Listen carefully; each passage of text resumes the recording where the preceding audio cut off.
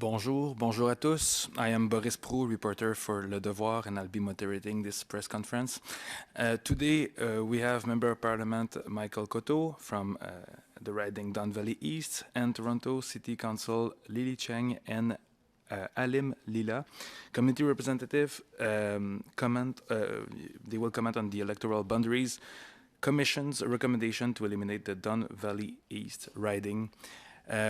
After brief remarks, we'll take questions from the room if there are any, and after that we will go on Zoom, so please use the raise hand function at any moment during the press conference and I'll hand you out the mic. On that, you have the floor.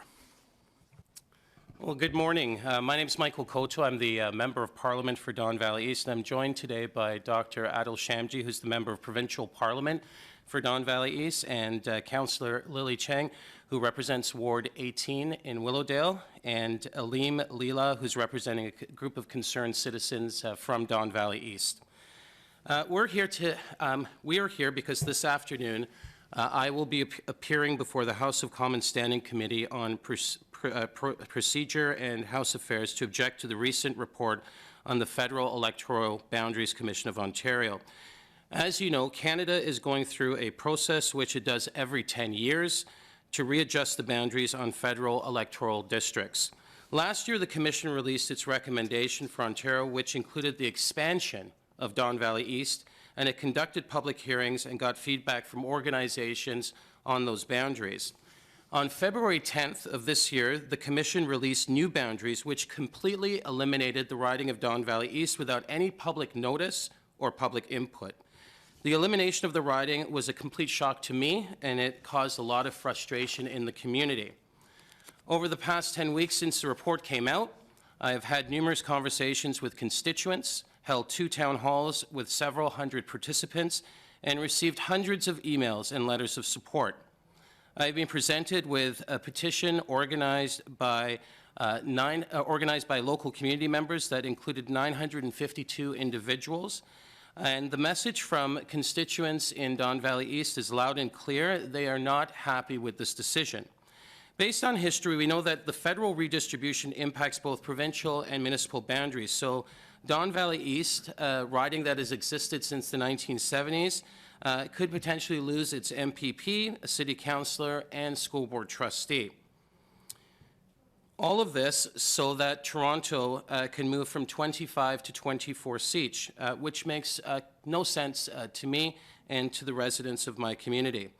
The City of Toronto is the fastest growing city in North America. It represents 20% of GDP of this country. It's a city that is on the move. Our population is growing, and the city has more construction cranes in operation than any other place in North America. This has been the case for the last decade.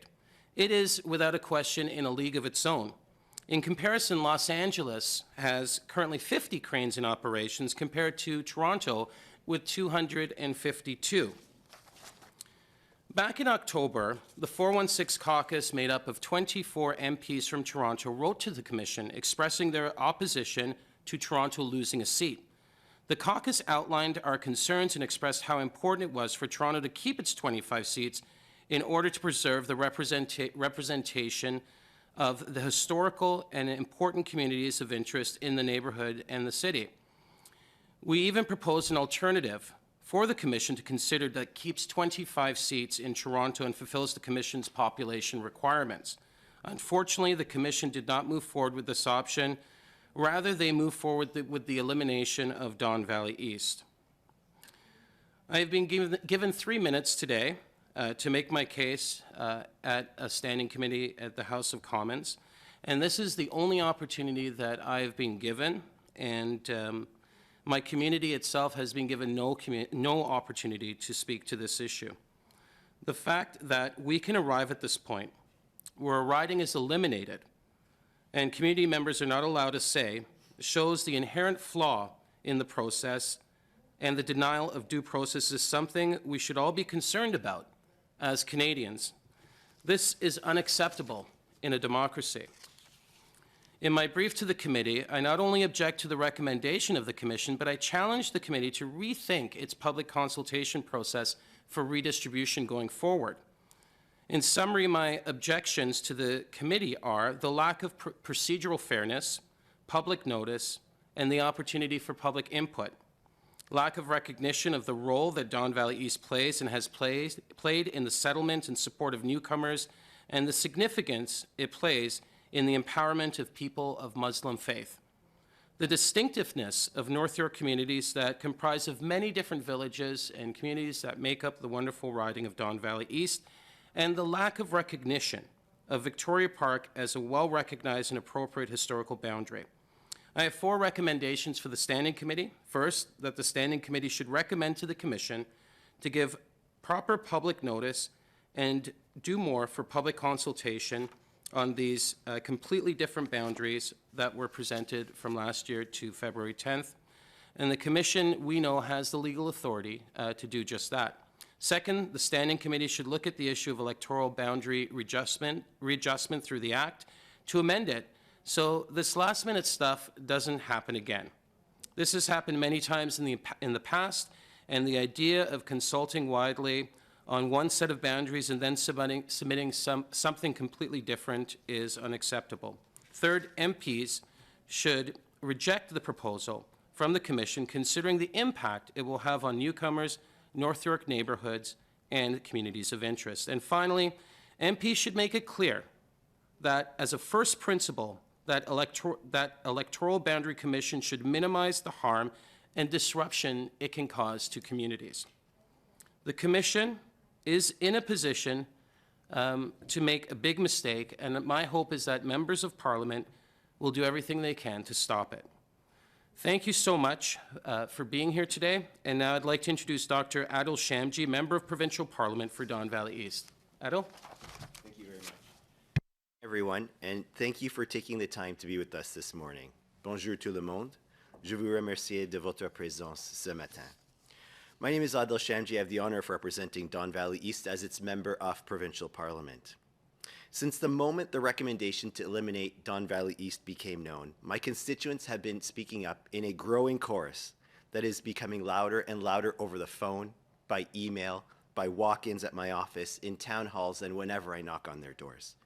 They have said universally that they were not consulted about having their riding eliminated and that they do not want it to happen. They know that this decision federally will resonate provincially as well as municipally at the City of Toronto. They have said that it will undermine their representation in all of the houses of democracy, that it will impact their services, that it ignores the character and spirit of their community, and that the Commission's recommendation will be out of date before it is even implemented. They are asking the Commission to take a step back, take a breath, and consider whether this is truly the best course of action. Their arguments against the elimination of Don Valley East have been centered around 3 axes. The first is procedural fairness. The redistribution process is supposed to give every citizen an opportunity to weigh in on the decisions that impact them. The Commission, as we heard, had originally proposed only modest changes, very modest changes.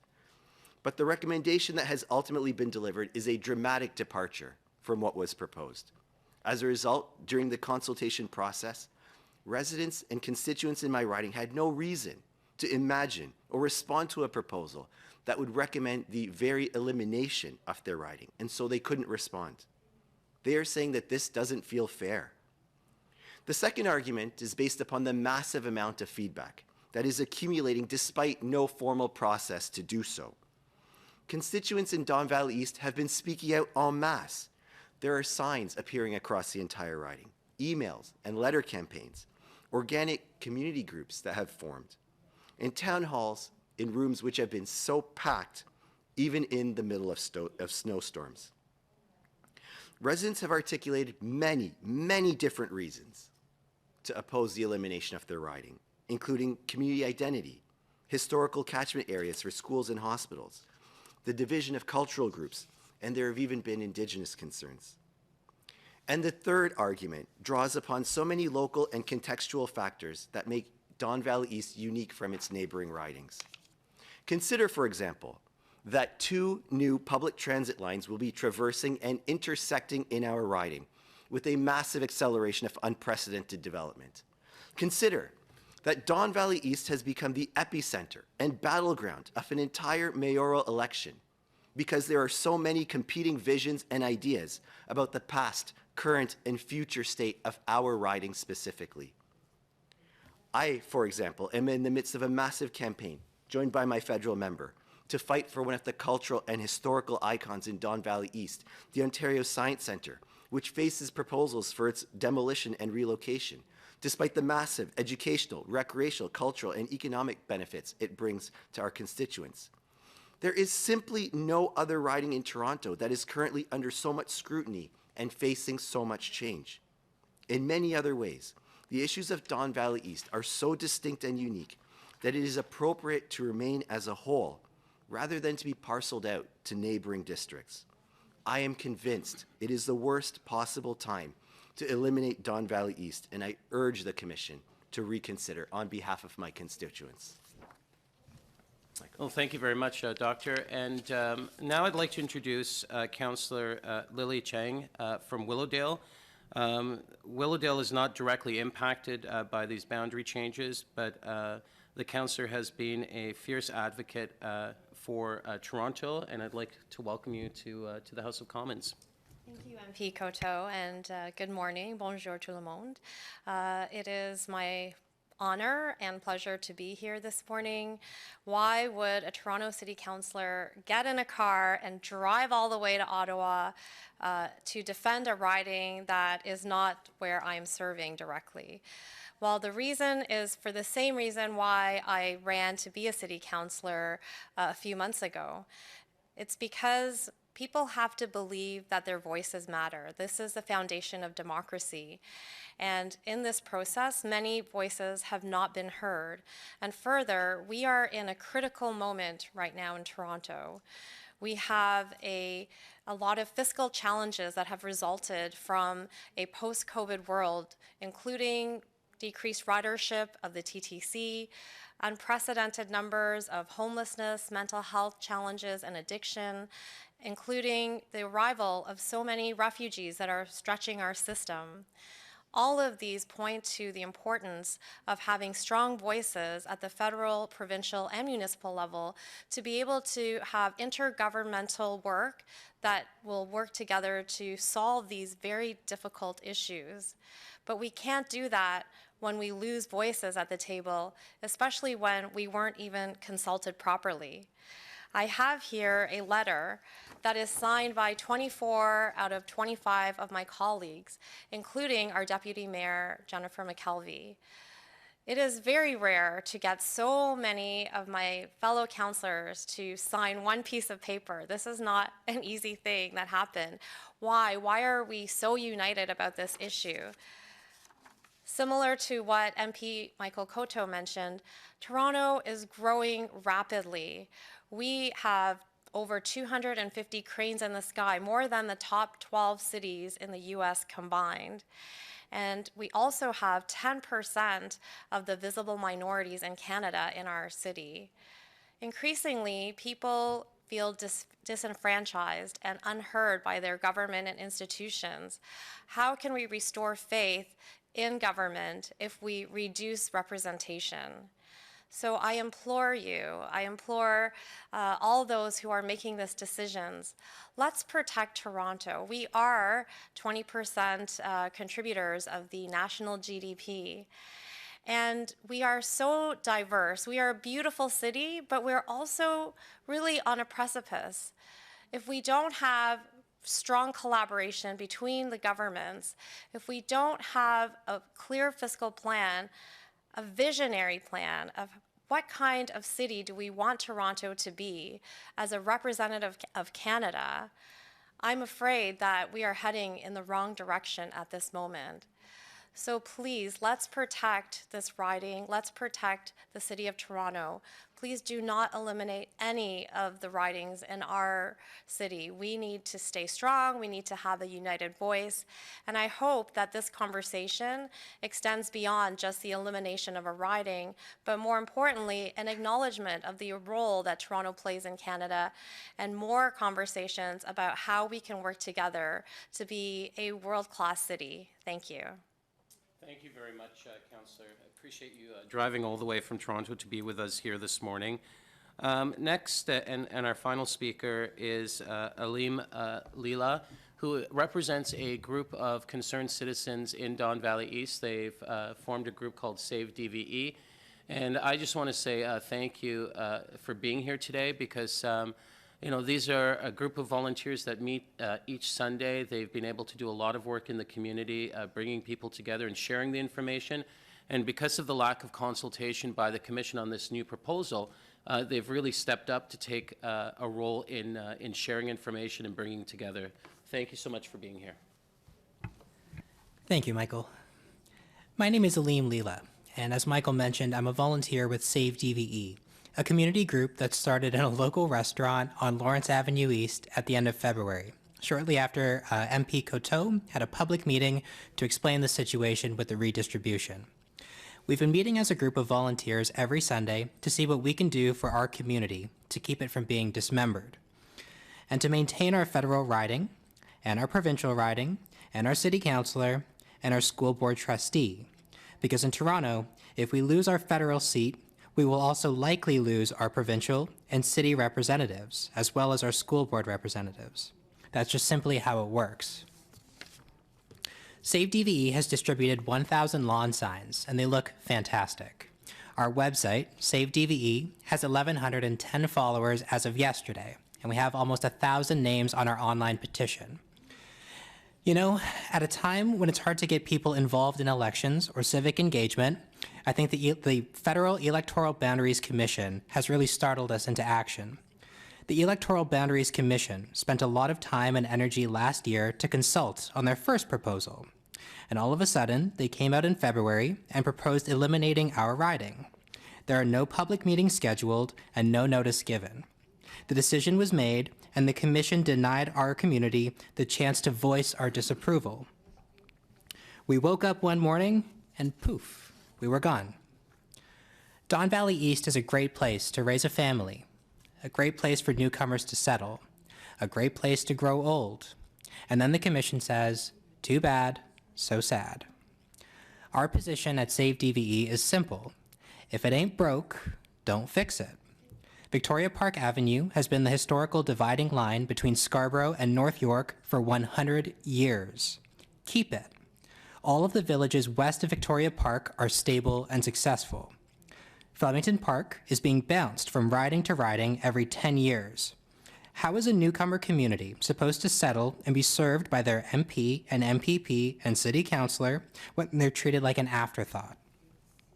The Ismaili community, a community that's very prominent in Don Valley East, with not just one but two mosques, the Ismaili Center and the East York Jamaat Khana, has called Don Valley East its home since the 1970s, and now with this decision, they will be divided. So we definitely want the Commission to hold another round of public hearings so we can explain that impact. Save DVE has prepared a boundary proposal that we think would work. It maintains Victoria Park as a boundary, it keeps Flemington intact, and it goes back to an older version of Don Valley East. But we want the opportunity to share that directly with the Commission. Finally, let me say, I appreciate the work that Mr. Coteau has done to represent the community on this issue. And I also appreciate the work of our MPP, Dr. Shamji. I also want to give special credit to Councillor Lily Cheng and Councillor Josh Matlow for their work at Toronto City Council. While they're not our city councillors directly, they've been huge advocates for us, and we're appreciative. It's not too late for MPs and the Commission to go back out for public input in order to get this right. We want our voices heard. Thank you. Merci. I see no questions from reporter in the room, and no questions from attendees online either. So that should put an end to this press conference. Thank you very much. Thank you very much. Merci. Thank you.